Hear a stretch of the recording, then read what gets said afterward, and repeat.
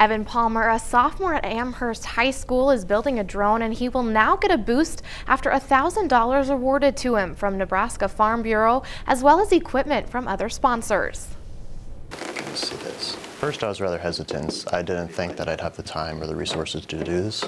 But as I did more research, I decided, this would actually be a really cool project. Inspiration from his grandfather, Evan Palmer looks into making a drone for FFA. Now, after 10 months of work, he's getting ready to build. It will produce hundreds of images, which will later be stitched together into an orthomosaic. This area was much higher than the other areas of the field. The cameras on the fixed-wing drone will collect data showing things you can't see with the naked eye. So when we compare the two, we are allowed to monitor plants' cell productivity, and that's where we get this image.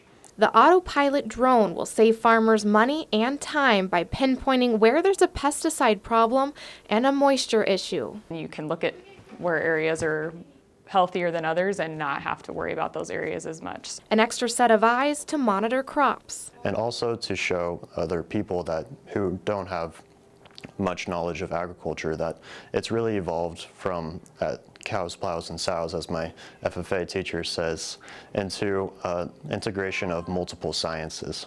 Oh, and this is his first year being an FFA. In fact, he lives in Kearney and works on his grandpa's farm during the summer. He likes to challenge how things have always been and tries to look for the next step, which I think is very good for this project because he's creative with it and he looks for new ideas instead of just what's always been done. So the majority of the components will go inside of here. Other pieces will attach to the sides and on the wings, but everything else will fit inside of this drone, which carries approximately 6.5 pounds. Evan hopes to use the drone on his grandpa's farm in Kansas and have the first takeoff in March. In the meantime, he's also working with another student to create a launch pad and master a simulator to get used to handling the drone.